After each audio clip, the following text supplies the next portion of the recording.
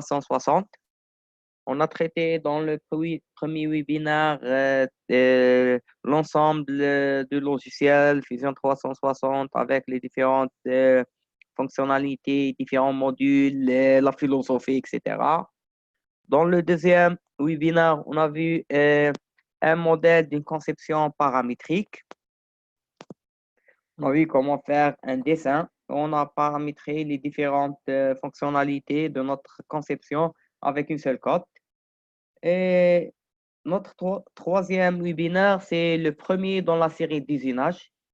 Tout ce qui est fabrication assistée par ordinateur. On aura toute une série sur l'usinage à commande numérique. Notre agenda d'aujourd'hui s'étale sur les thématiques suivantes. Là, avant de ça, c'est une image illustration pour le Fusion 360 usinage, module d'usinage. On verra en détail les différents trucs et astuces sur l'usinage. Notre agenda d'aujourd'hui, c'est, je vais me présenter Dia Technologies brièvement. Je parlerai dans cette séance sur le fraisage des axes demi. On va voir les simulations d'usinage. On va simuler notre parcours d'outils, voir s'il y a collision avec les fixations, le bridage, les taux ou bien. Et on va générer un post-processeur via le post-processeur, le G-code, qu'on va après insérer dans notre machine à commande numérique. Et bien sûr, il y aura des questions-réponses éventuelles s'il y a des questions éventuellement. Je m'appelle Siam Abdelmajid, je suis ingénieur en mécanique à l'Université de sciences et technologies Houari Boumediene Babsoar et je suis application engineer chez Idea Technologies spécialisé dans le secteur du manufacturing. Idea Technologies, le distributeur à valeur ajoutée des produits Autodesk en continent africain. On est présent sur presque tous les continents africains avec des bureaux régionaux, par exemple en Nigeria, Kenya, Maroc et l'île Maurice. Sans tarder, on va commencer notre webinaire avec Fusion 360. Ça, c'est une pièce qui a été conçue dans Fusion 360. Ça, c'est notre modèle de pièce qui a été conçu dans Fusion 360. On a notre modèle de pièce. On peut la consulter. On a vu déjà comment y faire lors les manipulations de la souris, le zoom, le pan, etc. dans le webinaire précédent. Là, on va générer le parcours d'outils. Généralement, là, je suis dans le module de conception, la CAO. On remarque que là, c'est modèle. Je dois me basculer vers le modèle FAO. Sachant que Fusion, on n'a pas encore de version française sur Fusion 360. On vérifie toujours, mais on attend que les développeurs mettent une version française. On a ici préférence. On voit les versions qui existent. On a allemand, japonais, chinois et anglais. On va dans le module de FAO, c'est CAM, Computer Aided Manufacturing, ou bien, vous pouvez dire Computer Aided Machining aussi. Je clique sur le CAM. Là, je suis dans l'environnement de la fabrication assistée par ordinateur. Je remarque que j'ai des icônes 2D, 3D, perçage, multi-axe, tournage et découpage. On a d'autres fonctionnalités, on verra les différents trucs dans cette série de webinaires sur les images.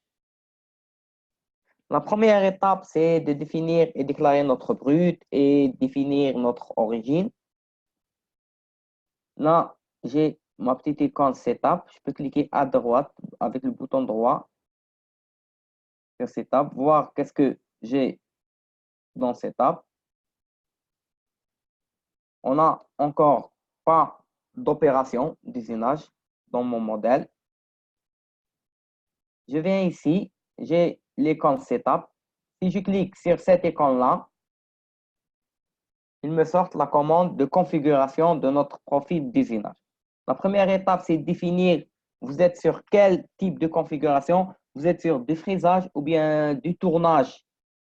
Là, vous voyez turning or mill turn. Mill turn, c'est le fraisage et tournage combiné. Généralement, on trouve cette fonctionnalité sur des tours multitask ou bien des tours avec des axes C et des axes Y. Et on a le découpage. Le découpage, on a dans Fusion 360, on a découpage laser, jet d'eau et plasma. On va choisir notre configuration de milling qui est celle de fraisage. Là, une fonctionnalité qui est importante, c'est de définir le Work Coordinate System ou bien notre origine, notre orientation. L'orientation Z dans le logiciel de fabrication par ordinateur indique toujours la direction de la broche ou bien l'outil. Cette configuration-là indique que l'outil est sur la verticale. Et notre plan J17, il est sur cette face-là. Ça, il est très important à savoir, car si j'ai de l'usinage latéral qu'on verra dans les prochains webinaires, je dois changer l'orientation de ma broche. Étant l'orientation de la broche, elle est bonne, je peux modifier l'origine. L'origine, je peux avoir l'origine ici, ici. Tout dépend de mon choix. Moi, dans mon cas, je vais choisir l'origine, par exemple, sur la face supérieure de mon modèle. On peut choisir et modifier le modèle et on peut venir et déclarer fixture. On verra ça à la fin. Là, pour le brut. Mon brut, je peux le définir le mode, par exemple, le Fixed Size Box. Par exemple, je clique sur ça, Fixed Size Box, et je donne des dimensions fixes à mon brut. Par exemple, pour le X, je vais dire, par exemple, ça, c'est 100, par exemple. Je vais faire pareil pour l'Y, par exemple. Je vais dire que c'est 100. Par exemple, dans le Z, si je remarque ici, j'ai 10. Par exemple, je vais dire que Z, je veux 12, par exemple. Et je remarque qu'il a réparti ces 2 mm par les deux directions, dans modèle position, j'ai offset from Z plus et offset from Z moins. J'ai mis centre, mais c'est modifiable. Si je modifie ça, je vais dire que c'est relative size box, j'aurai d'autres trucs d'autres données, qui sont des données des dimensions relatives. Bon, pour l'instant, je vais choisir cette option-là. Après, je peux modifier, venir et modifier à tout moment ces données-là. Par exemple, là, au lieu de dire que c'est centre, from the top, par exemple, je vais mettre ici, là j'en ai 9 et je cherche sur 2, je parle de 21, car c'est moi qui ai fait mon modèle. Et je vais ici mettre 2, comme ça. Pourquoi j'ai mis ça? J'ai mis plus de matière sur le Z-, car généralement, on a besoin de fixer ça sur un étau, cette pièce. Et pour s'assurer que je vais faire un contour extérieur ici, je dois m'assurer que mon outil ne va pas cracher sur mon étau ou bien ma fixation. On verra ça en détail. Là, dans la dernière phase, le post-processing, pour le programme number, je peux donner un numéro de programme et on peut modifier ça ultérieurement. Je mets OK. Là, qu'est-ce qu'il m'a créé? Il m'a créé ma configuration. Cette configuration-là que je peux la renommer. Par exemple, je vais dire fraisage, par exemple. Fraisage face 1, par exemple. Si j'ai plusieurs faces. Généralement, la première opération de fraisage dont on commence, c'est de faire le surfaçage. Je viens ici dans les opérations 2D. On a différentes opérations de désignage des axes demi. Je vais expliquer c'est quoi deux axes demi après avoir fait la première opération. Parce que généralement, vous entendez parler des axes demi, trois axes, quelle est la différence entre eux. Je vais expliquer la différence après les deux premières opérations. Je vais faire une opération de surfaçage, puis une opération d'ébauche. On parlera de la notion de deux axes demi et trois axes. Je mets là surface, qui est surfaçage. Sur surfaçage, dans cette icône-là, je peux la réduire. On a la première partie qui est relative et dépend de l'outil et les conditions de coupe. Pour tool, je mets select. Pour select, j'aurai des bibliothèques d'outillage. Par exemple, je peux dire venir choisir par opération. Par opération, je vais dire face. Si je mets OK, là, je dois choisir l'outil par type. Là, je vais mettre face et je vais voir qu'est-ce qu'il me donne. Si dans la bibliothèque, je ne trouve pas un élément dans cette bibliothèque-là, je peux trouver dans All. Si je clique sur All, j'aurai tous les outils. Là, par exemple, j'aurai tous les outils de surfaçage que j'ai dans ma bibliothèque.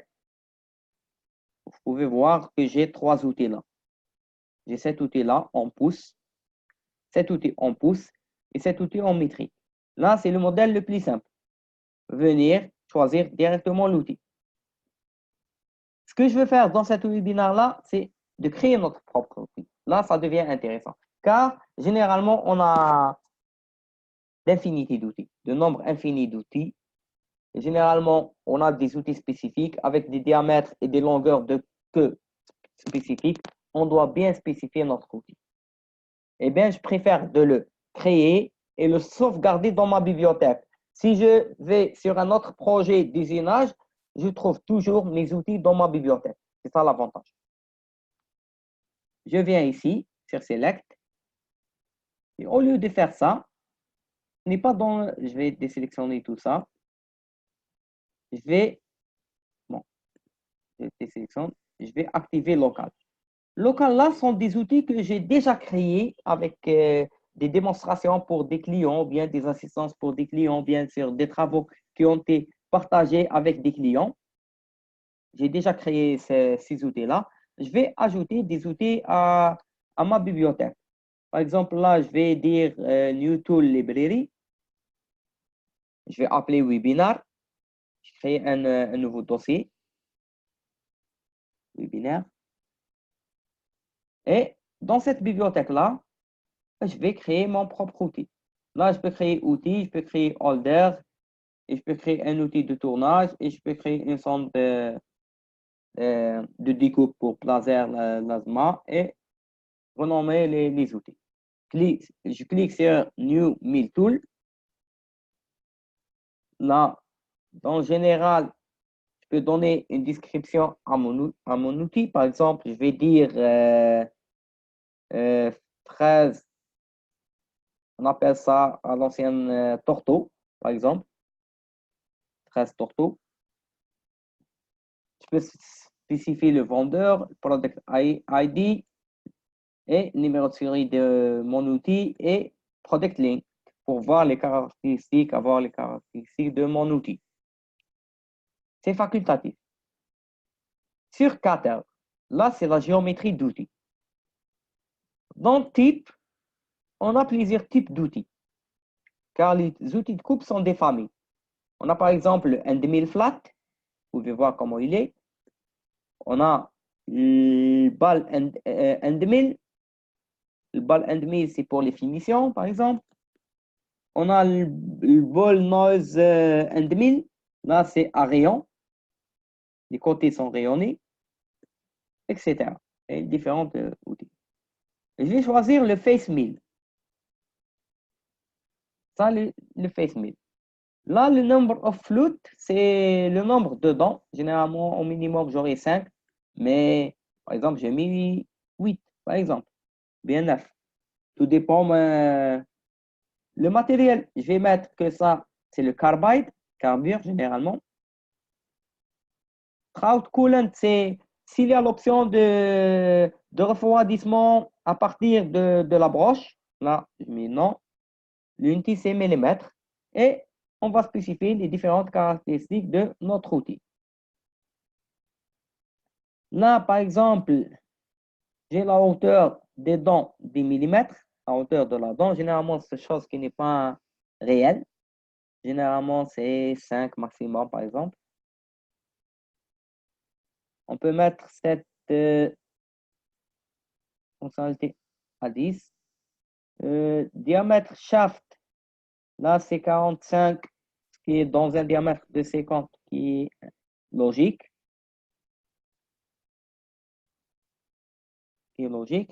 Là, ce qui n'est, par contre, l'erreur où se trouve, c'est dans mon modèle de porte-outil. Je dois choisir un modèle qui a ici un diamètre de 45. C'est ça la différence. Je peux changer l'outil. Par exemple, là, si je mets 63, là, c'est un outil qui est très courant 63. Et je vais mettre dans le shaft diamètre, par exemple, 50. Remarquez qu'il y a la différence. Là, on peut ajouter et modifier les différentes caractéristiques. Exemple, là, si je mets 70 et je viens sur shaft. Sur shaft, là, je peux ajouter un autre porte-outil. Là, on a notre porte-outil, mais on peut ajouter un autre porte-outil. Je n'ai pas créé un porte-outil. Là, c'est holder, c'est le porte-outil. Shaft, c'est ça. Le shaft. On pouvait ajouter un autre shaft, ce qu'on appelle une rallonge, pour usinage des empreintes qui sont profondes. Et là, c'est le porte-outil. Dans le porte-outil, il nous permet de sélectionner un porte-outil. Pour pouvoir sélectionner un porte-outil, ce que je devais faire d'abord, c'est d'en créer un qui n'est pas que supprimer cette porte-outil qui est là.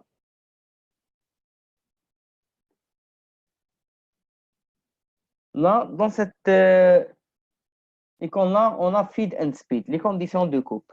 Les conditions de coupe sont une formule qui est connue. VC égale PDN sur 1000. Et généralement, le VC, c'est la vitesse de coupe. C'est une information donnée que le fabricant nous livre avec notre outillage. Et on a besoin aussi de c'est le volume de coupe par dent, ce qu'on appelle le FZ. Le volume de coupe par dent aussi, c'est une donnée qu'on aura quand on achète notre outillage. On trouve le VC et le FZ. Et à tout moment,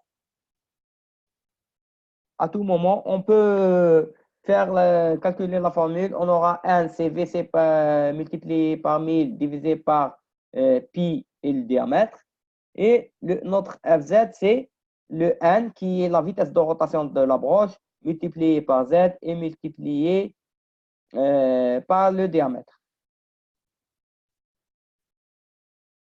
Sachant, dans certains cas, si vous êtes expérimenté dans l'usinage, par exemple, dans les tourteaux, j'irai directement sur des avances à 400,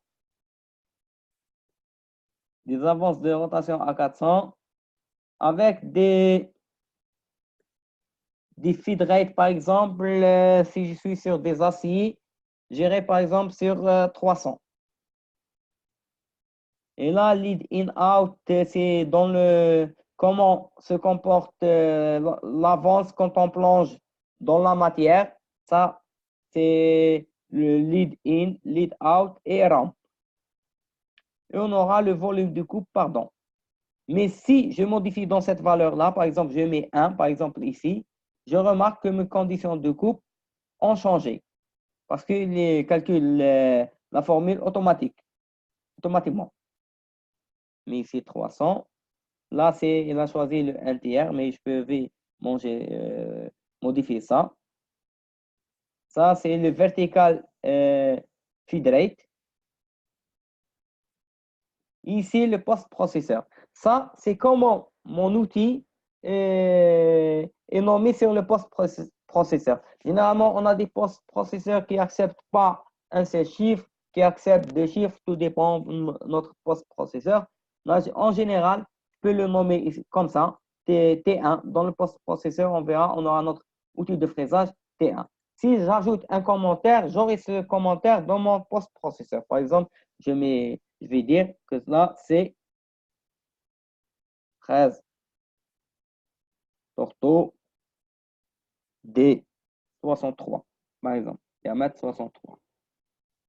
Là, manuel tool change. Manuel tool change, si je la coche, il me sort une alerte lors du changement d'outil. Je dois cliquer, taper sur la commande changement d'outil dans la machine. Mais généralement, on utilise ça. C'est Live Tool. Et Break Control, c'est généralement on identifie s'il y a des cassures dans notre outil lors du changement d'outil. Là, c'est diamètre offset et length offset pour l'outil. On aura dans le tableau d'outils dans la machine D1 et L1.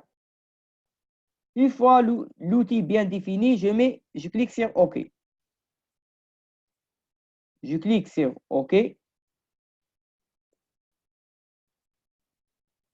On remarque que les conditions de coupe que j'ai mis dans mon outil, je les ai ici, dans cette section-là. Mais à tout moment de mon projet, je peux modifier n'importe quelle valeur. Par exemple, je peux modifier la vitesse de rotation ou bien les avances. Les avances de coupe. Dans la deuxième icône, j'identifie la géométrie. Par défaut, Fusion 360 reconnaîtra la face supérieure de mon brut. Pour l'opération de surfaçage. Il va me proposer la face supérieure de mon brut. Je vais dire que oui, j'accepte cette face supérieure de brut. Et là, je définis les plans de sécurité. Et là, c'est le plan de retrait supérieur. Là, c'est le plan où j'ai mon modèle. C'est le top height. Ça, c'est le top height. Et sur le... Non, je m'excuse. Là, c'est le top height, c'est le bleu clair. Celui-là.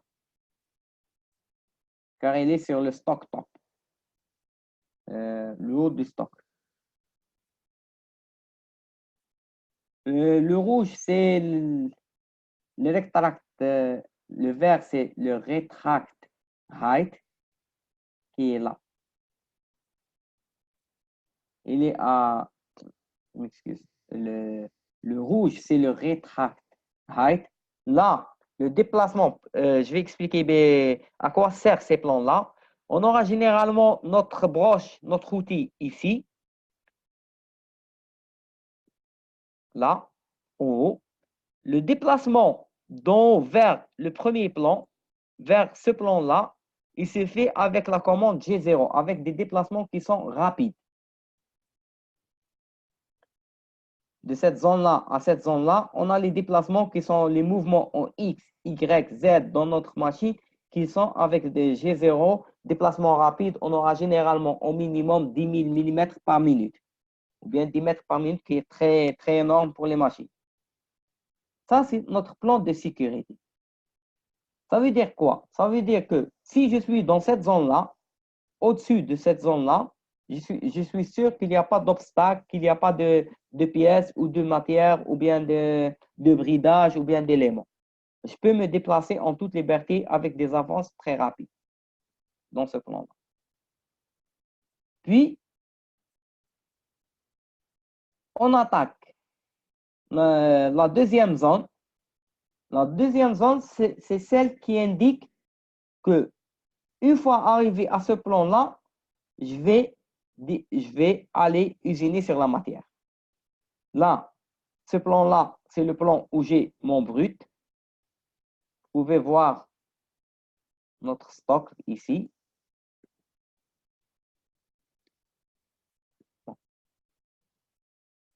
Je vais terminer après l'opération, après je vais expliquer. Mon stock, il arrive à ce terme-là. Ça veut dire d'ici à ici, je vais activer le mode d'usinage en matière. Ça veut dire le déplacement de cette zone-là à cette zone-là, il va se faire avec des G1, pas avec des G0, avec des G1, G2 et G3, avec des vitesses d'avance qu'on appelle le feed rate, le F. Et cette vitesse d'avance, généralement, elle est beaucoup moins que celle du G0. La vitesse rapide, généralement, si on ira avec maximum 1000 dans l'aluminium, par exemple, en comparant, je m'excuse, en comparant avec la vitesse d'avance qui est de 10 000 du G0, on trouve qu'on a des vitesses qui sont moins élevées par rapport à la vitesse rapide, à l'avance rapide. Et entre cette zone et cette zone, c'est la zone de préparation d'attaque. Là, c'est l'attaque. Il commence l'attaque de cette plan-là. Là, c'est la préparation d'attaque. Généralement, Fusion 360, il vous donne des plans de sécurité d'attaque qui sont bonnes. Mais pour une raison ou une autre, si vous avez par exemple un bridage qui vient ici, qu'est-ce que vous allez faire? Vous allez augmenter la hauteur des zones d'attaque. On verra après les taux parce que vous n'êtes pas là, mais je l'ai caché. On verra après les taux et la table. Maintenant, il va attaquer le surfaçage de cette zone-là. Il doit s'arrêter à cette zone-là. Là, on trouve le modèle top, bottom height. Bottom height, c'est la hauteur inférieure de notre surfaçage. Je peux donner une valeur, comme je peux donner un décalage, mais là, j'ai décidé que ce soit la face supérieure de ma pièce, qui est cette pièce-là. Et le top height, la hauteur supérieure de mon surfaçage, je dis qu'il doit commencer de cette zone-là. Ça veut dire que je vais usiner de cette zone-là à cette zone-là. Dans l'autre partie, généralement, je règle les passes, les directions, je peux modifier après. Là, c'est le step over. Généralement, je prends step over 75% de mon diamètre. Mon diamètre 63, par exemple, je vais mettre 50, par exemple. 50, c'est quoi? C'est qu'il doit faire un passage entre une ligne et une ligne. Il va me faire 50, là où il y a les deux flèches en rouge, il va me faire 50 mm. Attention, ne jamais choisir 100 mm. Pourquoi? Parce que si on a une usure d'outils, on aura un trait sur notre matière. C'est pour ça, en général, on prend 75-80%. Je peux faire multiples depths. Par exemple, je vais dire que mes passes, la profondeur de ma passe n'est pas toute la profondeur. Là, j'ai 2 mm, je pouvais aller, mais tout dépend des plaquettes. Mais je peux dire multiple depth et je sélectionne 1 mm. Je peux avoir stock to leave, c'est de laisser un peu de matière pour venir et faire une opération de finition après. Mais dans cette étape-là, je ne vais pas faire. Je vais directement faire mon surfaçage. Je fais OK. Là, le logiciel, il me calcule automatiquement mon usinage, mon parcours d'outils. Imaginez un parcours d'outils. Je remarque que j'ai deux lignes ici parce que j'ai mis multiple depth avec 2 mm. Et dans mon modèle, si vous vous souvenez, là, si je viens ici, edit, si je viens dans mon stock, j'ai mis 21 mm dans mon stock et j'ai mis offset from Z+, j'ai mis que c'était 2 mm. Qu'est-ce que ça veut dire? Ça veut dire que j'ai 2 mm entre ce point-là et cette face supérieure. C'est pour ça que j'ai mis ici comme ça. Ça, je peux mettre régénérer le parcours d'outils. Si je change dans le step over, qu'est-ce qu'on aura? On aura ça. Edit. Je vais venir dans le step over. Par exemple, là, si je mets 40, vous allez remarquer un truc. Là, et, vous ne pouvez pas le changement. Par exemple, là, je vais dire, si je vais dire passe direction, si je dis 45 degrés, et je mets OK, on aura, il me fait les passes suivant le 45 degrés. Là, après, c'est tout dépend le choix et votre stratégie, propre stratégie d'usinage. Car il y en a ceux qui préfèrent cette orientation-là.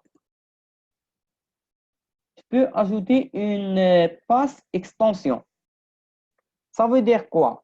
Ça veut dire à la limite de mon brut, je vais mettre une extension. Ça, c'est ce que je fais toujours moi.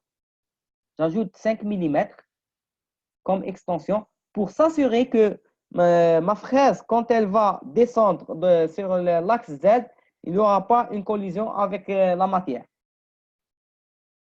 Là, je vais la rendre 0. Et on peut faire stock offset dans l'autre partie. Là, c'est dans la première direction X. Et là, c'est dans la direction Y. C'est pour s'assurer que vous avez usiné sur toute la surface.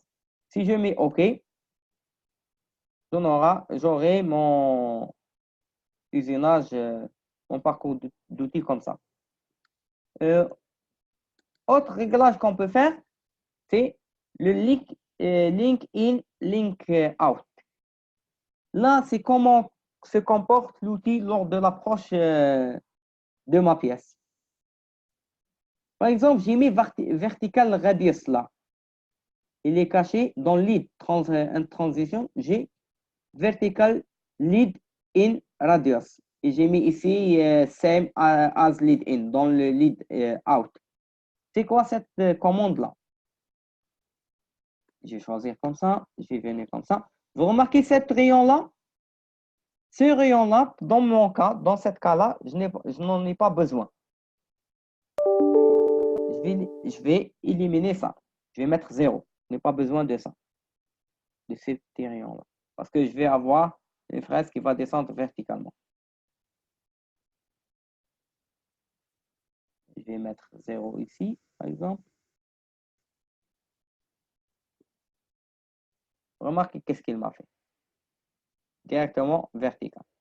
Et je peux avoir aussi, je peux faire aussi, en allant plus loin, je peux même lead in, l'entrée, je peux la supprimer, la ligne verte.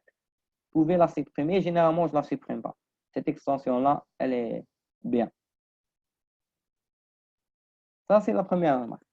La deuxième remarque, c'est la liaison entre les passes. La liaison entre les passes, c'est ça. Cette liaison-là, en vert, entre les passes. Comment l'outil se comporte lors de la liaison entre les passes. C'est ça. Je peux même contrôler ça. La liaison d'entre allow rapid retract. Par exemple, si je ne vais pas dire que allow rapid retract et je cache keep tool down. Rapid retract, c'est les lignes en jaune. ces lignes-là, en jaune, sont des déplacements qui sont très rapides. Les déplacements très rapides, il les fait dans ce plan-là, à partir de ce plan-là,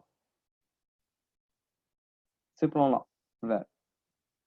Dans cette zone-là, il fait les déplacements rapides. Maintenant, une fois l'opération elle est terminée, je peux ajouter d'autres opérations, comme je vais vous montrer la simulation de notre opération. On peut vérifier notre opération. Je clique ici, bouton droit. Je vais faire Simulate. Là, je peux décocher le stock, comme je peux le cocher. Je peux cocher le toolpath, comme je peux le décocher. On aura les statistiques, le temps d'opération. Là, mon opération d'usinage va durer, de surfaçage va durer 3 minutes 46. Et après, c'est à vous de juger, est-ce que c'est bon, c'est pas bon, etc. Là, j'ai un cube de 100 sur 100. Là, je trouve que c'est très long. Je peux modifier dans les conditions de coupe ou bien dans le step over pour avoir un usinage en moins de temps. On a des différentes informations sur notre opération.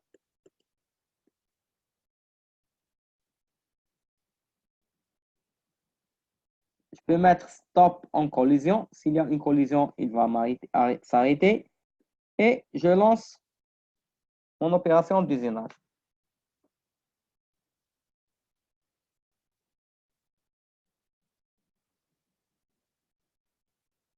Remarquez quand il voulait faire la descente,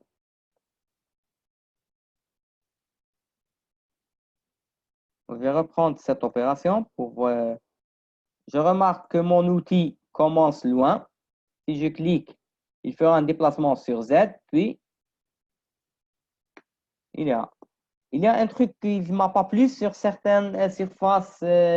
Cette configuration, le déplacement en Y, quand il le fait, l'outil reste sur la matière. Peut-être je vais modifier pour avoir un dégagement total dans mon opération. Ça, c'est dans le cadre d'optimisation de notre usinage. Je clique ici. J'aurai ici, au lieu de 40 mm, passe extension, ça, dans le X, au lieu d'avoir que 5, je vais dire que je veux 30. Là, je vais ajouter 50 et je vais dire OK. C'est ça. Vous remarquez la différence? Si je mets Là, j'ai exagéré un peu, mais pour vous montrer la différence et ce que je cherchais, je vais mettre simulation. Je vais mettre ici, comme ça, et comme ça. Remarquez le déplacement en Y, il le fait en dégagé. Il ne le fait pas sur la matière. Ça, c'est un choix. Hein. Après, chaque machiniste ou bien opérateur ou bien programmeur a sa propre stratégie, sa propre méthode. On a fait notre première opération. On attaquera la seconde. Ma seconde opération, ça sera un contour extérieur, ce contour-là.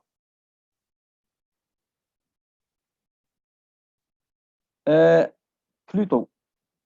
Ce contour-là, je veux le faire, mais d'abord, je veux faire une ébauche. Je veux faire une ébauche. Parmi les fonctionnalités intéressantes dans Fusion 360, c'est ce qu'on appelle l'ébauche adaptative. C'est une ébauche qui est intelligente et qui travaille avec volume de coupe constant. Je clique sur ébauche adaptative. Bien sûr, l'ébauche, je ne vais pas la faire avec cet outil. Je vais créer mon propre outil et le garder dans la bibliothèque. Je vais venir dans la bibliothèque webinaire. Dans la bibliothèque webinaire, je clique sur mon outil. Là, je vais dire que c'est fraise plate.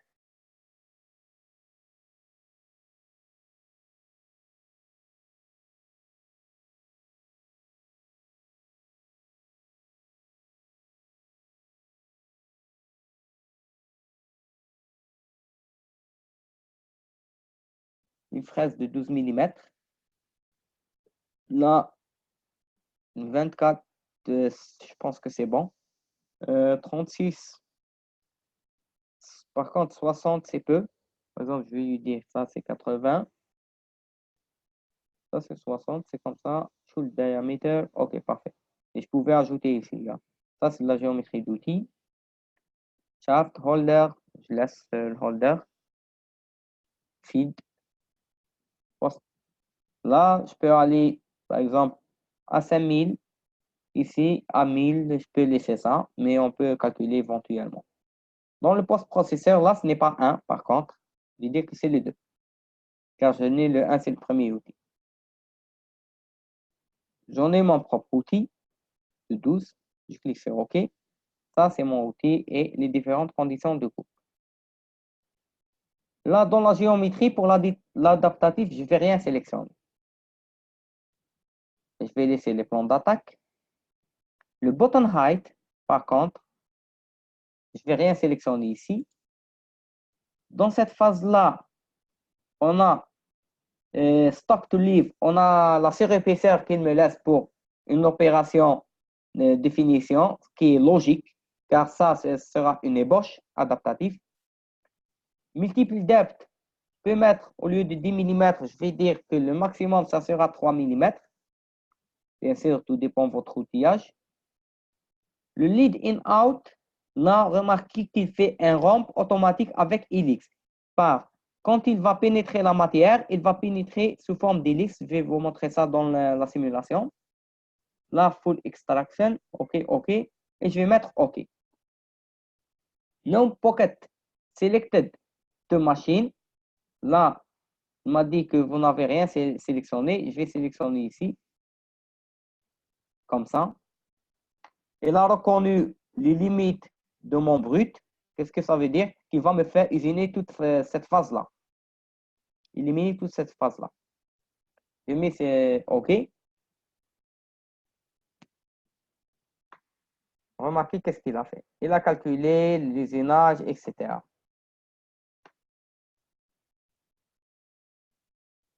Il m'a calculé mon usinage.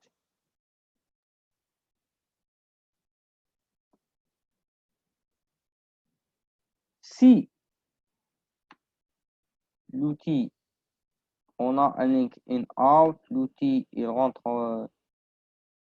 hors la matière.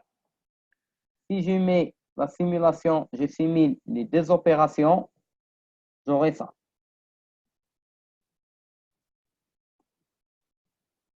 Là, c'est la première opération, c'est celle de surfaçage.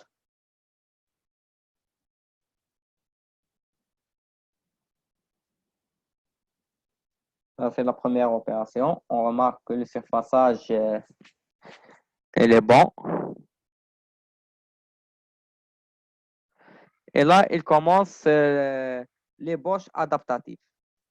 Il s'adapte afin de pouvoir enlever et usiner des volumes de coupe qui sont constants afin de préserver l'outil, etc. Si je veux avoir des statistiques et des données sur l'ensemble des deux opérations, j'ai 12 minutes d'usinage qui est logique. C'est 3 minutes pour le surfaçage et ça, c'est 9 minutes, sachant que je suis dans des vitesses d'avance qui avoisinent les 1000 mm par minute, avec des profondeurs de passe de 3 mm. Ça, tout dépend de votre outillage, diamètre d'outil, la matière usinée, etc. Et votre puissance de machine. Je peux accélérer la simulation ici.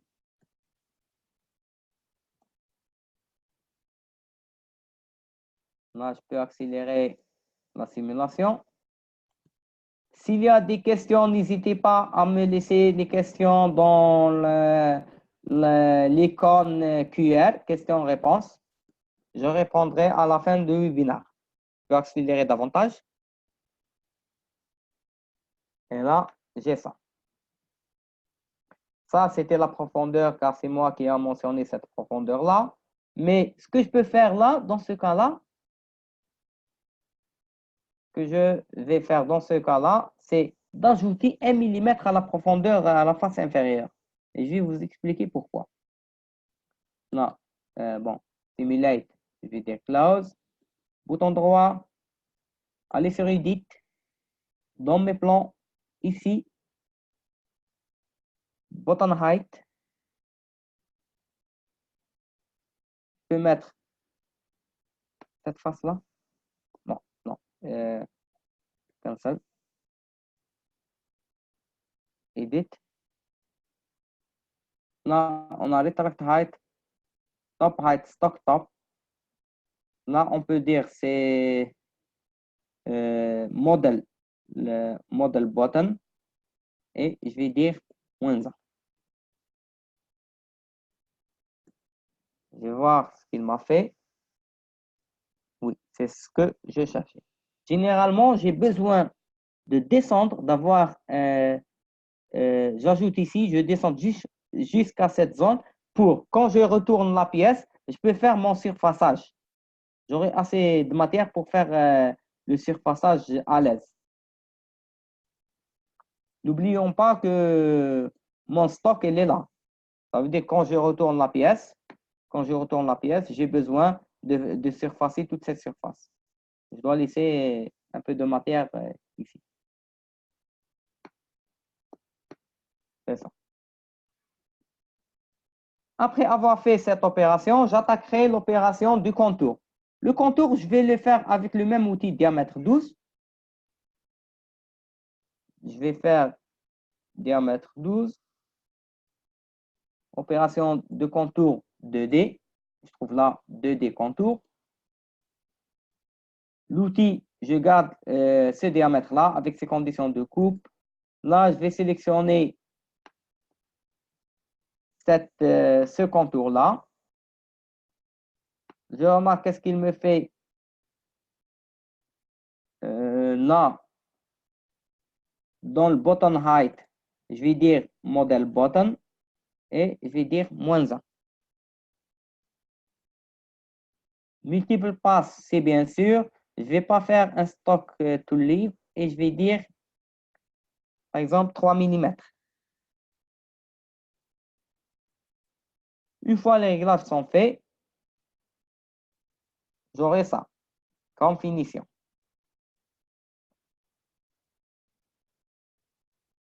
Si je vais à la simulation de ma pièce, je lance la simulation, je peux aller rapidement afin de voir ma dernière opération. Ok, c'est ça. Là, il était en train de faire la finition avec le contour.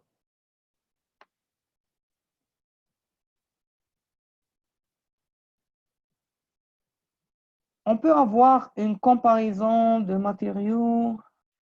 Là, c'est stock to leave. Le mode standard par opération matériel, différents matériels.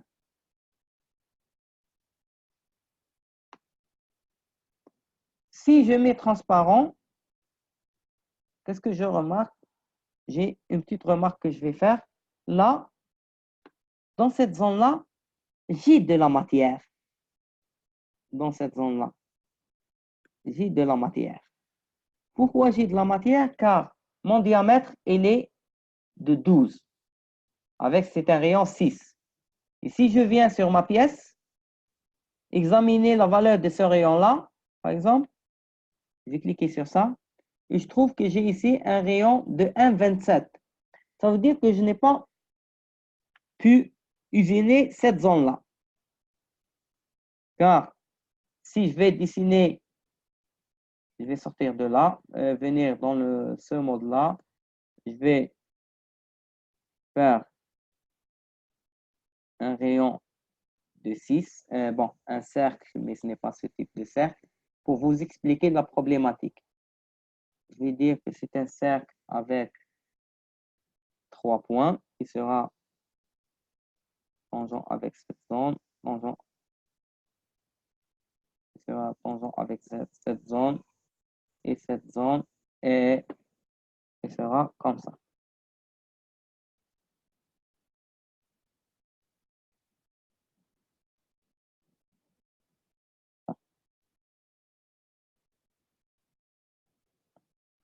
si je mets ici diamètre 12, afin que vous puissiez voir, je vais dire que celui-là, ça sera changeant celui-là avec celui-là et celle-ci avec celle-ci. Vous remarquez comme ça? Ça, c'est toute la matière que mon outil ne peut pas avaler. Je dois venir et faire une opération, ce qu'on appelle rest machining, c'est qu'il va usiner uniquement ce qu'il reste dans cette zone-là.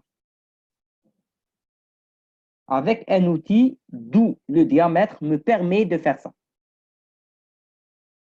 C'est ça l'idée. Je vais supprimer ça. Ça, c'était juste pour vous expliquer quel phénomène j'avais. Je vais dire comme. Là, je peux régénérer à tout moment. Régénérer tout le page. OK. Qu'est-ce que je vais faire? Je garde la même opération avec les mêmes caractéristiques, avec les mêmes. Ce que je vais faire, le command contour, je vais mettre copy et je vais mettre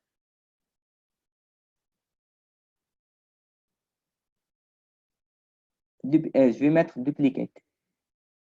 Là, je peux renommer pour avoir un contour et mettre diamètre 12. Là, je vais mettre un diamètre de 3, je pense. Contour diamètre 3, par exemple. Dans cette opération-là, je ne vais rien changer sauf deux trucs. Le premier, c'est l'outillage. L'outil que je vais utiliser. Là, je vais appeler un outil de 3 mm. Par exemple, là, cutter, si je tape 3, j'aurai mon outil de 3. Mon outil de 3, il est très petit. Je vais sélectionner ce qu'on appelle la série long. Par exemple, qui aura 60. Là, que j'aurai 40. Là, que j'aurai 12, 15. Et là, j'aurai 3. OK, parfait, parfait. Post-processeur, c'est 3. Feed and rate, je le laisse comme ça. Parfait. Ça, c'est mon outil. Bon, je vais supprimer celui-là. Je n'en ai pas besoin. Je vais mettre OK. J'ai changé l'outil. Ça, c'est le premier paramètre. Et le deuxième paramètre que je vais mettre, je vais dire que c'est le rest machining qui va m'affaler ce que l'autre outil n'a pas pu avaler. Ça, je vais multiplier. C'est impossible de dire 3. Je vais dire, par exemple, c'est le 0,3. Et je vais mettre OK. Là, c'est OK. Qu'est-ce que j'ai fait? Tool must be selected. Pourquoi? Je n'ai pas sélectionné l'outil. Ça, c'est le 3. OK. J'ai mis rest machining. OK. Et j'ai mis ça. OK. Je vais mettre OK. Observons qu'est-ce qu'il a fait. Il est venu dans cette zone-là. Il m'a usiné que cette zone-là, afin de pouvoir avoir un usinage parfait.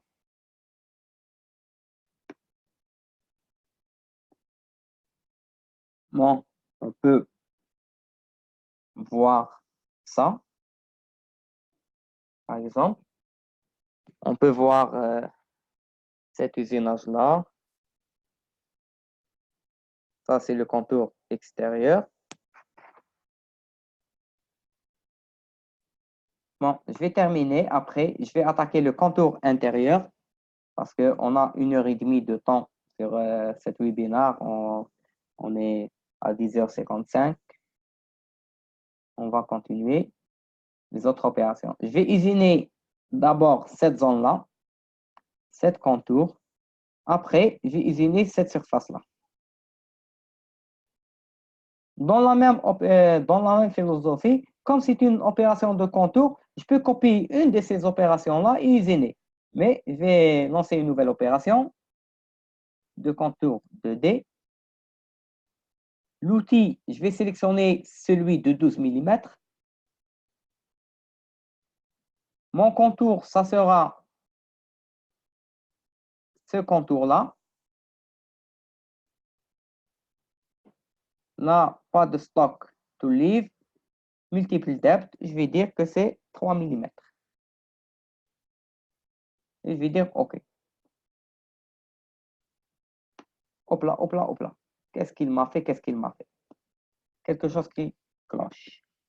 Là, quand j'ai choisi mon contour, je remarque qu'il est en train de faire l'usinage à l'intérieur du contour. Ça, chose que je ne cherchais pas, ce n'était pas mon intention de faire ça. Là, il me montre que à l'intérieur, ce que je cherche, c'est ça, à l'extérieur. Et l'autre paramètre, ça, c'est comme ça. Je cherche l'usinage à l'extérieur, pas à l'intérieur. Donc là, il m'a fait mon contour. Si je peux venir, et voir la simulation, qu'est-ce que j'en ai? Je peux accélérer. Là, j'usine. J'enlève la transparence.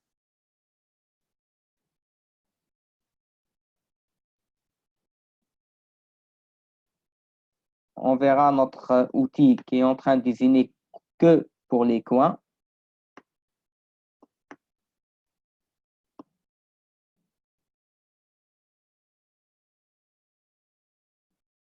Remarquez l'outil qui est en train d'usiner que les coins.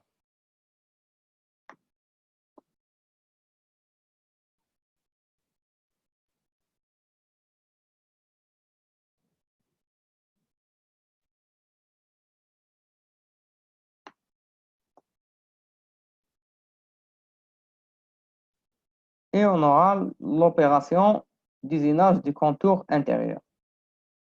Je peux renommer, bien sûr. Là, c'est l'usinage du contour intérieur. Qu'est-ce que je remarque ici? Je remarque que j'ai ça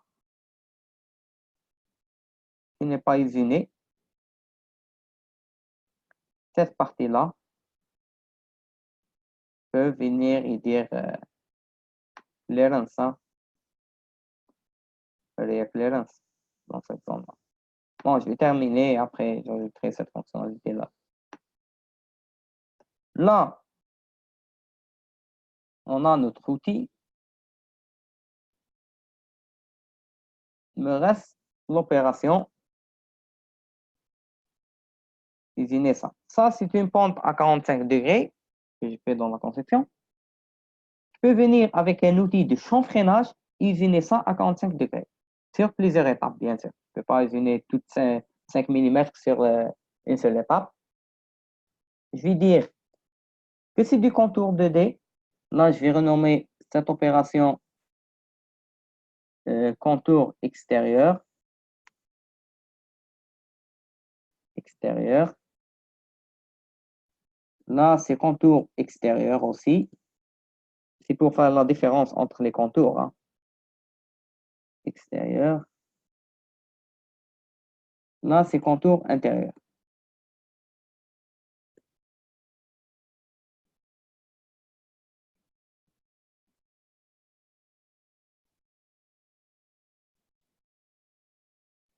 Le contour intérieur, c'est le D12, diamètre 12. Première remarque que je remarque là que j'ai D12, là j'ai D12. Et entre eux, j'ai D3. Généralement, qu'est-ce qu'il va me faire dans le post-processeur? J'aurai T2, après T3, après T2. Il va me faire des appels d'outils. Pour minimiser les appels d'outils, généralement, je peux regrouper les phases. Je vais descendre cette... je vais augmenter, faire remonter cette opération afin qu'il me fait cette opération. Après cette opération, je ne fais pas de changement d'outil. Après avoir terminé, je fais le changement d'outil pour faire cette opération. C'est pour éviter un changement d'outil, c'est ça. Et je fais glisser vers le haut ou vers le bas les opérations. Je vais appeler mon opération de chanfreinage. C'est un contour 2D. Le contour 2D, j'appelle un outil de chanfrein. Cet outil-là, chanfrein, 45 degrés. Là, j'en ai mon type d'outil, je trouve quelque part ça, par exemple, où puis-je trouver chanfrein 1000 spot drill. Normalement, j'en ai, chanfrein 1000, c'est ça. C'est mon outil là. J'ai mon outil là. Je vais dire que c'est du carbide. Je vais dire que c'est du 4, par exemple. 45 degrés, 10, 20, etc., etc., etc. Je pense que c'est bon pour cet outil-là. Post-processeur, je vais dire que c'est 4. OK, parfait. Feed-speed, je peux modifier ça à tout moment. Je vais mettre OK. J'ai mon... Ça, je vais mettre... Ce n'est pas l'intérieur. Je cherche l'extérieur. Ça, c'est en choisissant le point de sélection. Oh là là. Qu'est-ce que j'ai?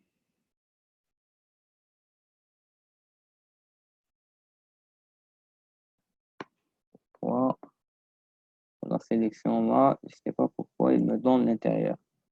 Par contre, ça c'est l'extérieur. OK. Je vais voir multiple depth. Je vais voir le résultat ici et je vais vous dire est-ce que c'est bon. Mais je ne pense pas que c'est bon. Hein.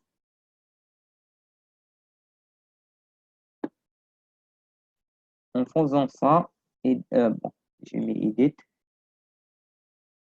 Je vais mettre simulation.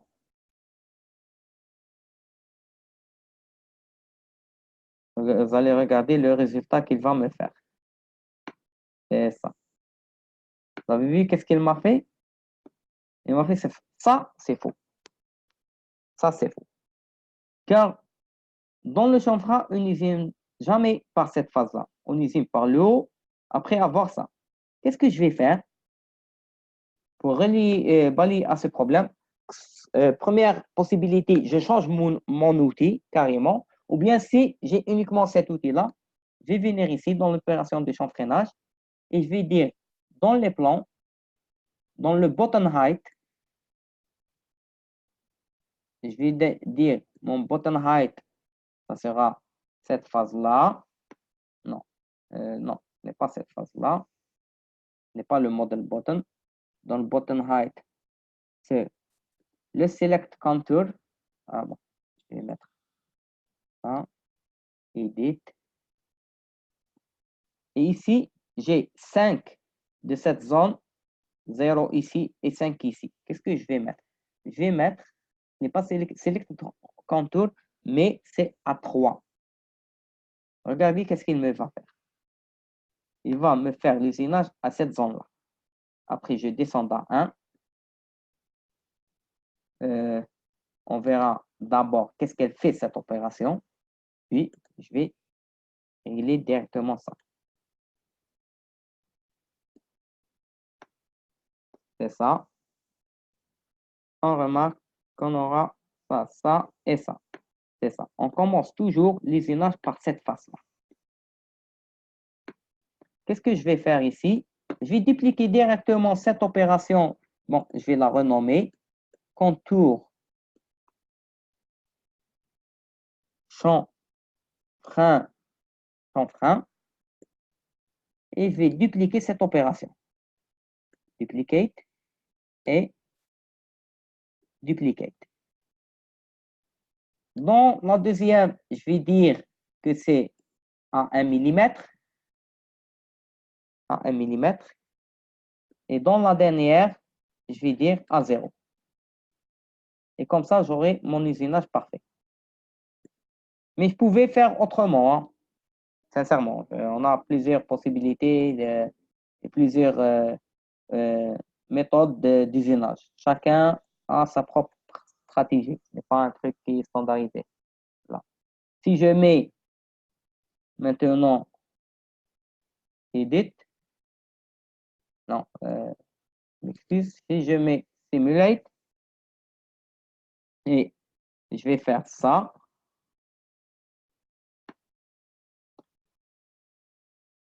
On peut aller plus rapidement pour gagner du temps. Là, et on peut venir. Bon, je vais faire l'opération. Non, ce n'est pas tout. C'est à cette opération, à cette opération, à cette opération, à cette opération. Oui. Non, à cette opération. Remarquez qu'est-ce qu'il est en train de faire. Il est en train de me faire l'usinage. Normalement, je n'ai pas mis stock to leave. Là, j'ai peur qu'il m'a laissé un peu de matière. Je vais vérifier. Dans la transparence, est-ce qu'il m'a laissé de matière ou est-ce qu'il est bon? Je pense que c'est bon. Hein. Oui, je pense que c'est bon. Oui, c'est uniquement le graphisme. Ok, c'est bon.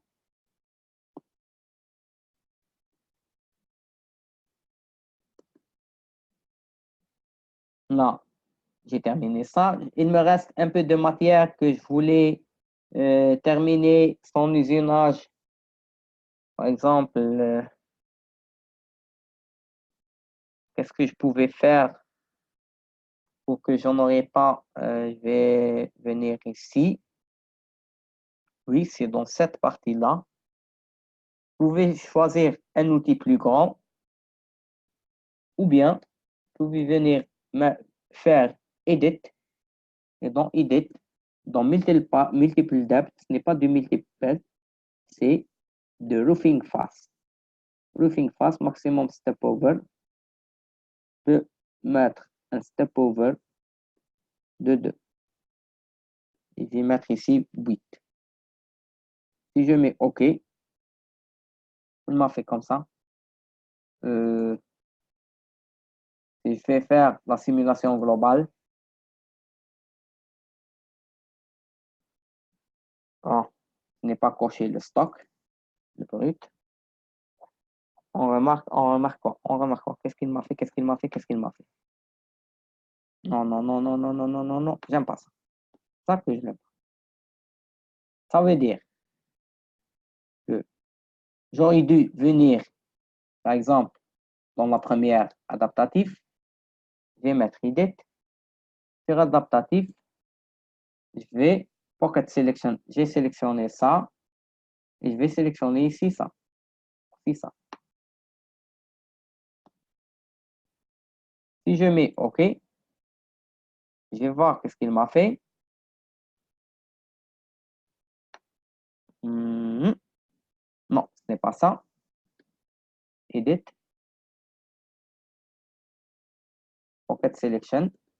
Je vais sélectionner cette chaîne-là et je vais sélectionner. Non, ce n'est pas ça. C'est ça. Non, ce n'est pas ça.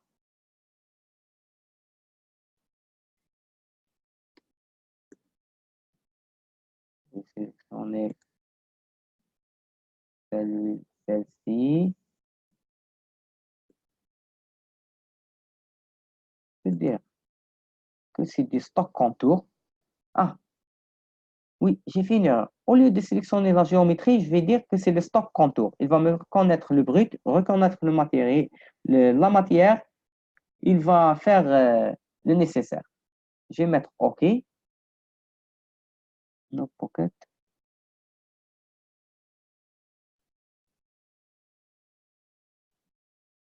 Par exemple, je vais sélectionner ça.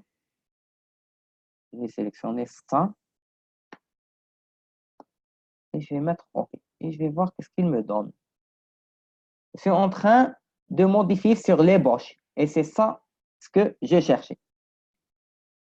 Maintenant, une fois que j'ai modifié sur l'ébauche, je vais revenir sur l'intérieur. Non, sur ça. Non, sur le contour extérieur, je vais modifier cette modification qui n'a pas de sens que j'ai mis ici. Je décoche multiple roofing et j'aurai ça. Une fois les bons réglages, je pense que j'aurai un résultat que je préfère. Hop là, hop là, hop là, hop là. C'est ce que je cherchais. Je n'ai pas de matière résiduelle. Vous remarquez? Là, on peut remarquer que j'ai un surcoût ici. Non, non, non, non, non, non, non. Il y a un petit problème. Bon, j'aurais pas dû le faire. Donc,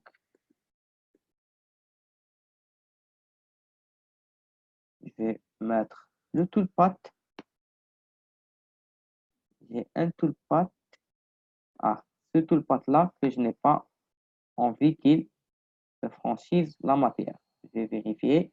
Oui, après quelques vérifications, j'ai une problématique ici. C'est ça, c'est que en travaillant sur les images, on aura un instinct de découvrir que si on fait des erreurs ou pas. Par exemple, là, j'ai fait un choix. C'est avéré que le choix que j'ai fait, n'était pas la meilleure solution que je pouvais faire.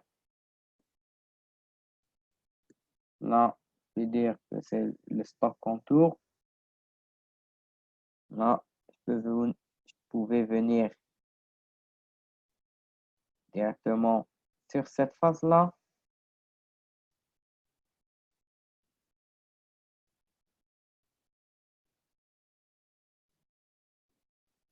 Je vais sélectionner que celle-ci. Et il me fait les images. OK. Pour celle-ci. C'est bon. Je vais dupliquer cette opération-là. Ou bien je vais laisser ça comme ça. Je vais venir à celui de l'intérieur. Et là, avant, je vais faire ça. Je vais dire que c'était 2 en 11 mm. OK. Là, j'en suis sûr que mon modèle, elle est bon. Si je viens ici, je viens ici. Si je lance, cette fois-ci, je n'aurai pas de matière. Remarquez que j'ai enlevé ça. J'avais une problématique ici. C'est pour ça que j'étais en train de faire ces manipulations-là. Après faire tout ça, il me reste que le perçage. Je peux faire le perçage. Le perçage, on a ici Drilling. Venir dire faire mon perçage. Je vais sélectionner mon outil. Là, dans la même philosophie, dans ma bibliothèque ou bien ma librairie, ou bien dans mon modèle, je peux ajouter un autre outil. Là, c'est forêt à centrer. Forêt à centrer. Là, le modèle de forêt à centrer, on a des modèles, center drill, c'est ça, millimètres. Ça, c'est un modèle de forêt à centrer. Taper angle, là, c'est 118. Bon, c'était une erreur, c'était juste là, il fallait dire que c'était 118. Ça, c'est les forêts à centrer. Le diamètre de forêt à centrer, c'est le 10. Là, c'est le petit diamètre, là, c'est le 5. C'est bon, c'est bon, c'est bon, c'est ce que je cherchais. Là, généralement, on les trouve en 2. Je viens fit speed. Là, c'est généralement, c'est pas ça. On aura avec des vitesses de rotation de 1000, mais ça, c'est 100. Généralement, c'est 100. Ça, c'est trop. C'est 5, OK, parfait. OK.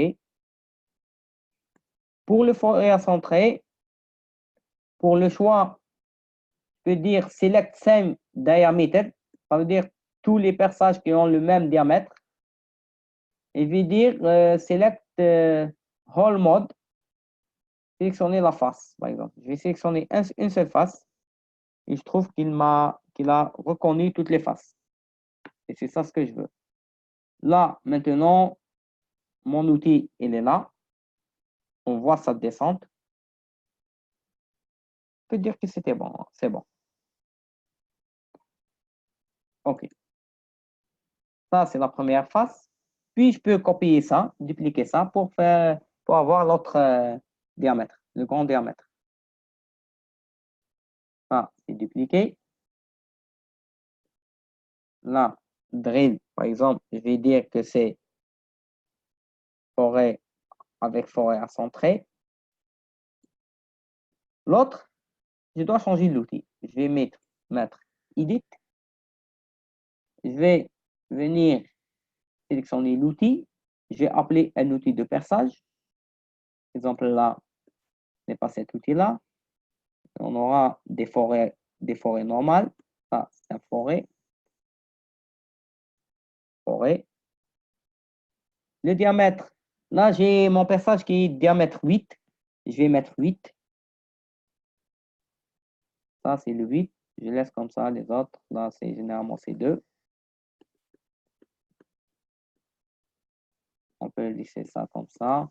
Là, c'est pareil. Je vais aller à le 8. Généralement, c'est à 600, par exemple. Non, ce n'est pas 600. Je peux aller à 900, par exemple.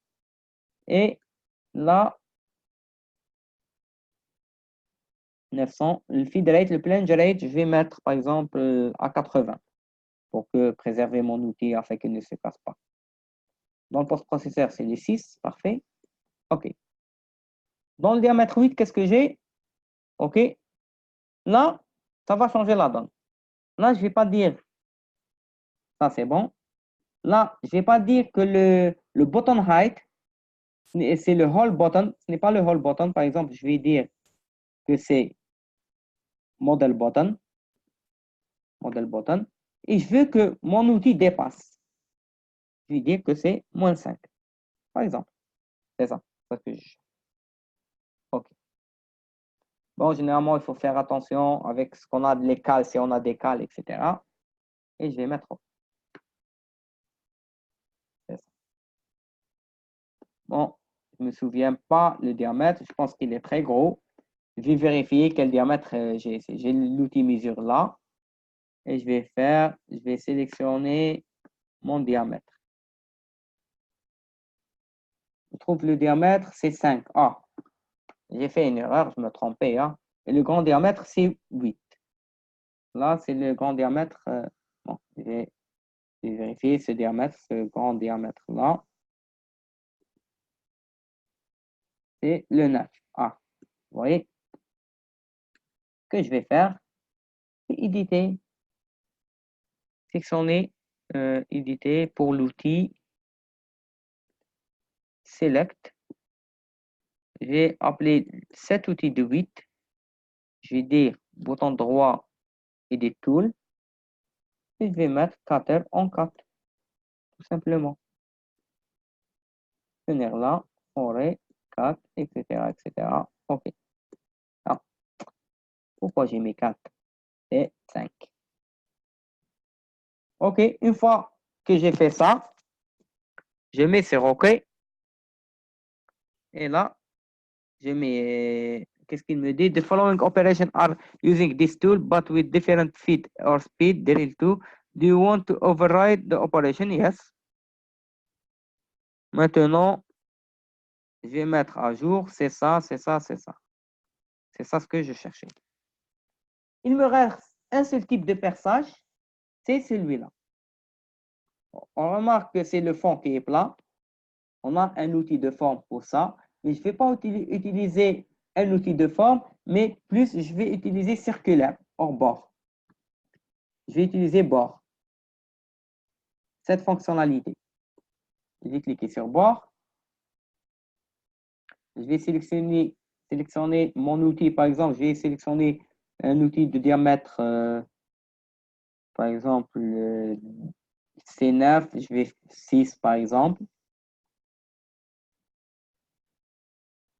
Un outil de diamètre 6. C'est ça. Post-processeur, c'est 7. Feed rate, je laisse comme ça. Je peux modifier après. Hein. OK. Je vais mettre OK. Et pour ça, je vais choisir ça. Regardez si je choisis ça, j'aurai.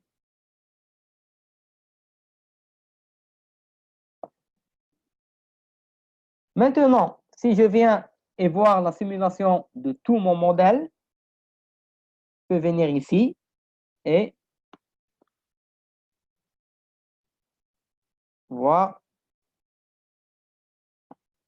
c'est ça, et la simulation de tout mon modèle. Ça, c'est la première phase que j'ai programmée sur ce webinaire-là. Maintenant, vous allez me demander pourquoi cette matière qui reste, etc. Là, j'ai préparé, avant de faire ça, j'ai préparé mon modèle avec une table et un étau. Je viens ici. C'est pour pouvoir réaliser une simulation réelle. C'était ça, l'idée, c'était ça. Pour pouvoir réaliser une simulation réelle, là, j'ai un petit décalage, je pouvais le régler. J'ai mon modèle sur l'étau et voir la simulation sur l'étau. C'était ça mon objectif. Venir faire une simulation ici avec détection de collision et j'aurai mon modèle qui ne fait pas de collision, pas de problématique, tout est bon, tout est parfait, gentil garçon. Maintenant, qu'est-ce que je vais faire?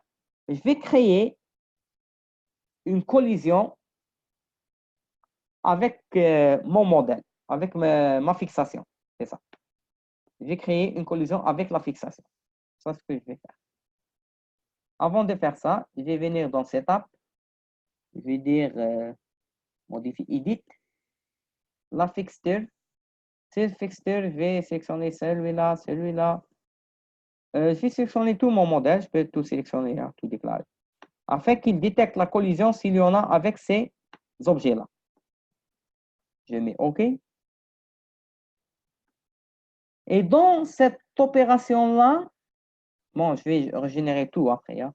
Dans cette opération-là, je vais mettre edit. Je pense. Non, ce n'est pas ça. Celle-ci. Cancel. Oui, oui, c'est adaptatif. Je vais mettre edit. Et dans le plan, au lieu de mettre -1, je vais exagérer et mettre -15. Je vais tout régénérer. Generate tout le byte.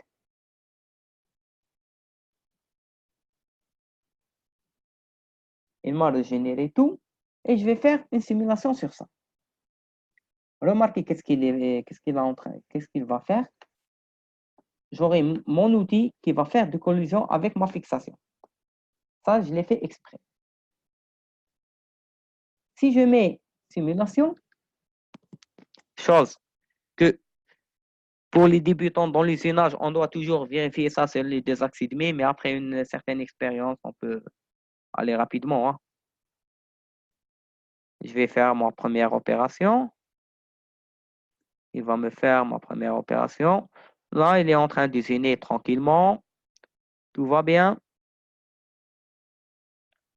Hop là. J'aurais aimé que vous voyez ça. Il est en train d'usiner tranquillement. Hop. Là, qu'est-ce qu'il a trouvé? Il a fait une collision avec mon étau. Dans l'usinage, ça, c'est très important. Avoir la collision ici, croyez-moi, que j'ai travaillé déjà sur des machines à commande numérique. Avoir la collision dans le logiciel est beaucoup mieux que, que d'avoir la collision sur machine. Croyez-moi. Ça, c'est bien. Il m'a détecté la collision, j'ai une erreur quelque part, je dois la corriger. C'est ça l'objectif de la collision, de la simulation et la détection de la collision avec les différents éléments. Si je veux aller aussi, je remarque que je suis toujours en collision. Bon, je vais venir ici, je vais dire éditer et modifier. Dans le plan, là, je vais mettre -1 où je n'ai pas de collision. Maintenant, l'autre phase qui est intéressante aussi, c'est le post-processeur. C'est comment générer le G-code. Je viens ici sur ma configuration globale. Bouton droit, j'ai post-process. Je clique sur ça, post-process.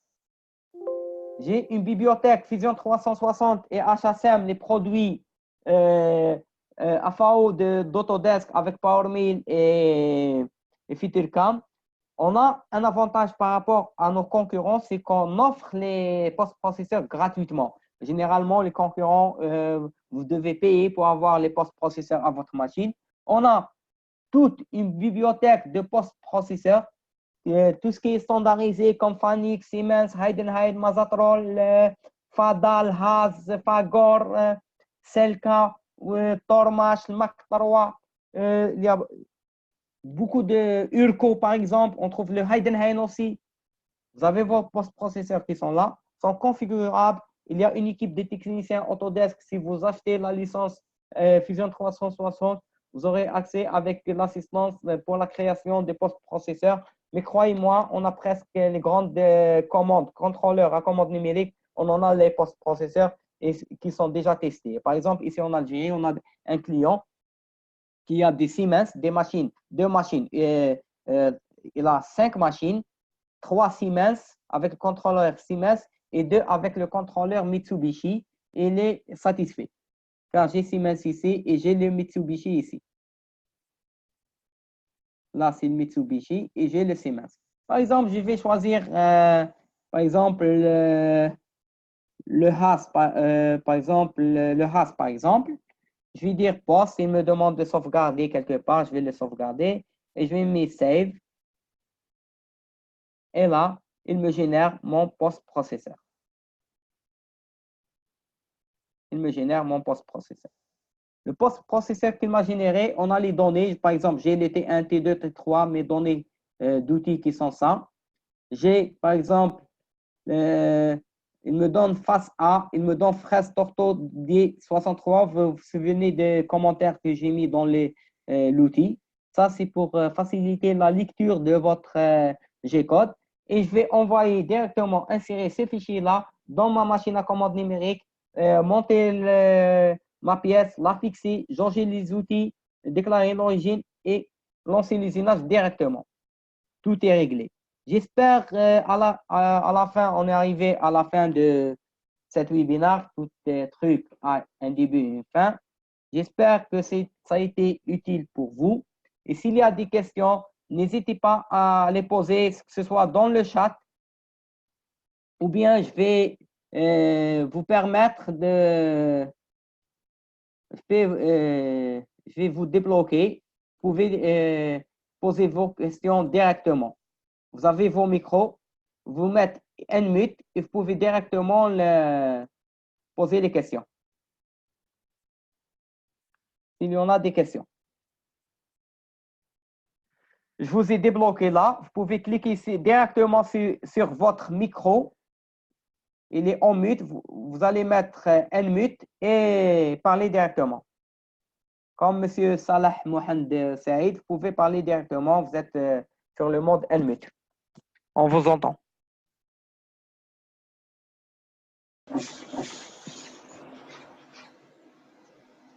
Monsieur Salah Mohamed, on vous entend. Vous pouvez poser votre question si vous avez. D'accord.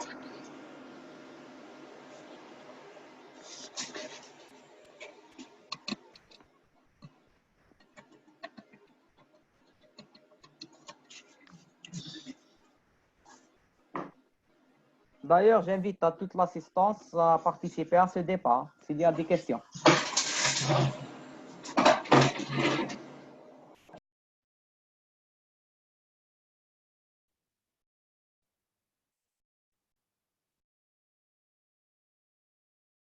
Je ne sais pas si vous avez des questions. Même dans le chat, je n'ai reçu aucune question.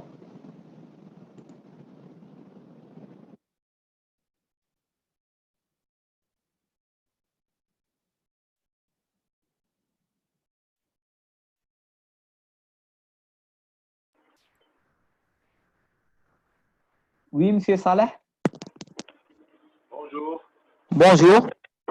Bon, je m'excuse pour le retard parce que je viens de me libérer. J'espère que vous avez vous avez assisté au moins à quelques trucs. Je viens de me connecter, donc je crois que j'ai tout raté. Hein.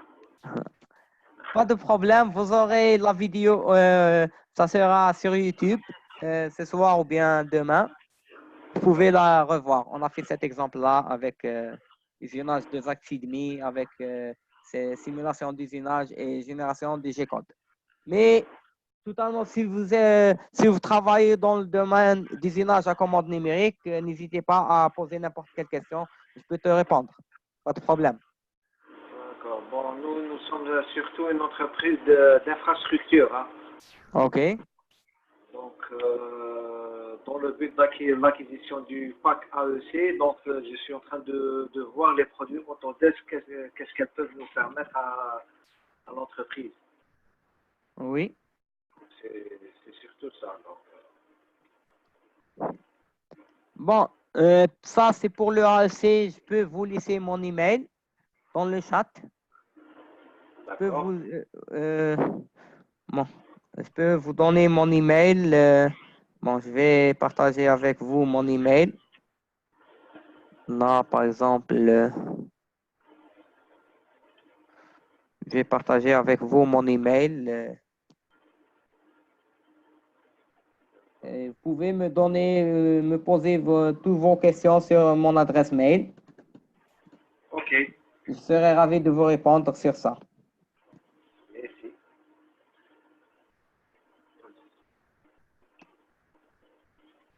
Je vais partager avec vous tout mon écran. New share, screen desktop. Share. Je ne sais pas si vous voyez mon email ici. C'est bon, je suis en train de le voir. D'accord. Oui, notez-le, c'est abdelmajid@ideate.mu. Abdelmajid, c'est DJID à la fin. DJID. Et vous pouvez me poser n'importe quelle question. Aujourd'hui, les questions seront dans cet webinaire relatif à l'usinage, à ce qui a été fait. Les questions sont relatives à l'usinage, mais vous pouvez me poser n'importe quelle question. Ça, c'est mon email, abdelmajid@ideate.mu. D'accord. Pour l'autre assistance, je ne sais pas si vous avez des questions, n'hésitez pas à les poser concernant le webinaire d'aujourd'hui.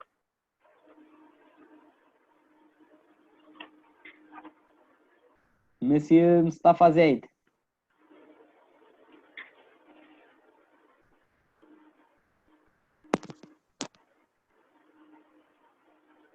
Allô, Monsieur Mustafa Zaid?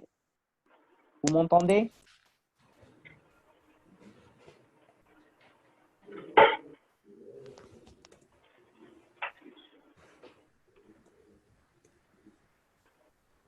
Oui, Mustafa Zaid, on peut t'entendre, hein? Vous pouvez parler.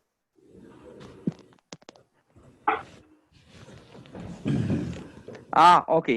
Mais si vous avez une question, vous pouvez la poser.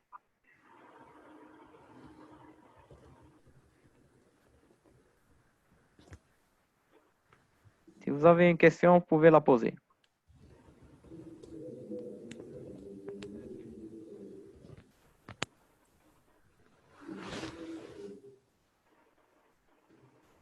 Oui, vous avez une question générale sur Fusion 360, vous pouvez la poser, pas de problème, hein?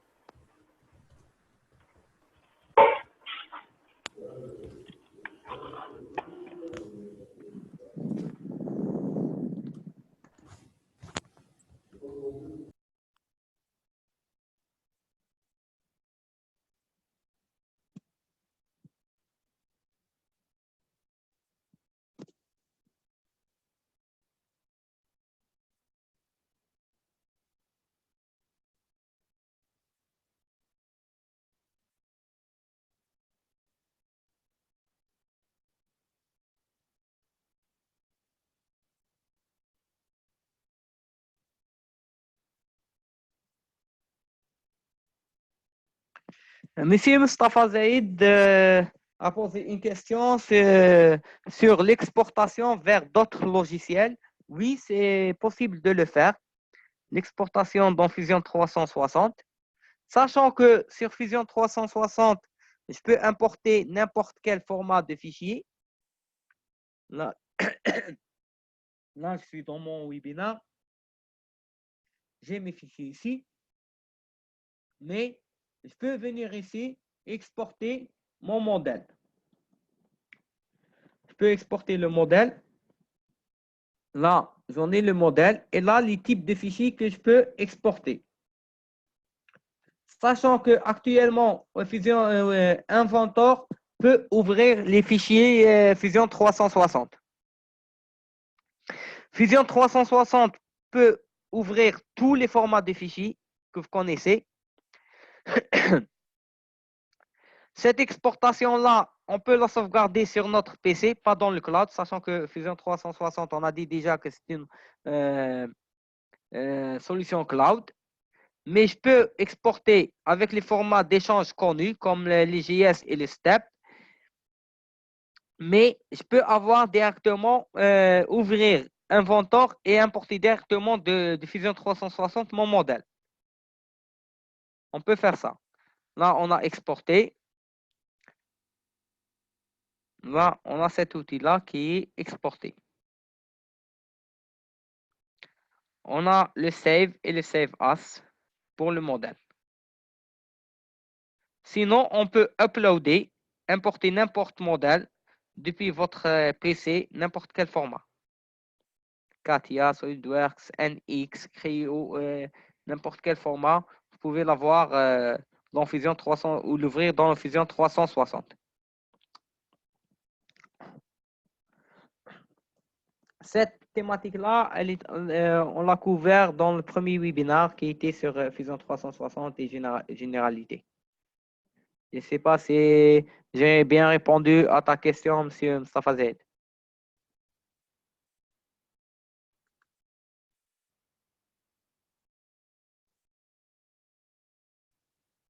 Une autre question.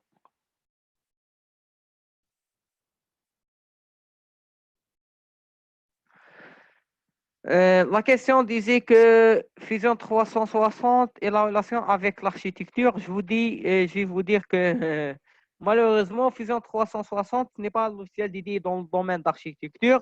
Dans le domaine d'architecture, Autodesk a d'autres solutions telles que Formit pour l'esquisse sommaire et Revit pour l'architecture. Ces deux logiciels-là font de l'architecture, mais pas Fusion 360. Ça, il est dédié à l'industrie.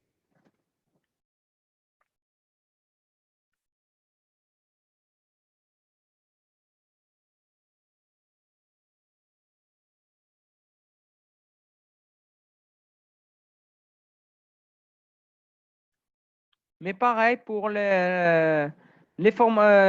toute information, vous pouvez avoir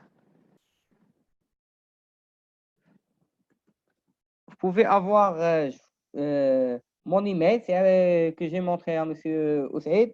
C'était abdelmajid@ediate.mu. N'hésitez pas à me contacter et je serai ravi de vous répondre sur les différentes questions.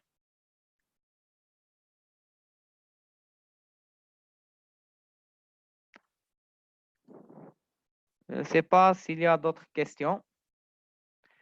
S'il n'y a pas d'autres questions, on arrive à la clôture de notre webinaire sur Fusion 360. J'espère que ça a été utile et bénéfique pour vous.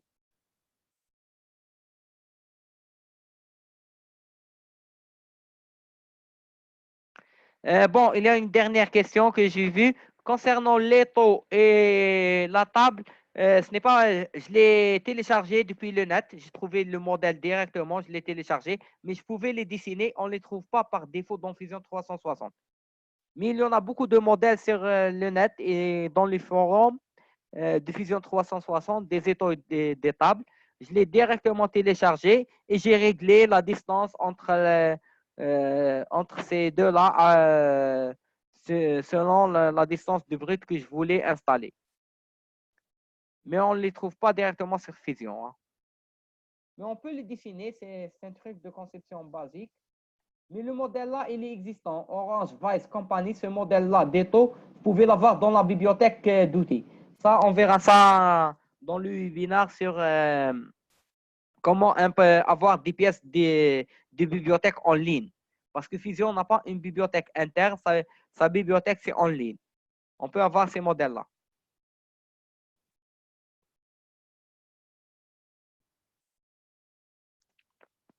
Apparemment, c'est ça.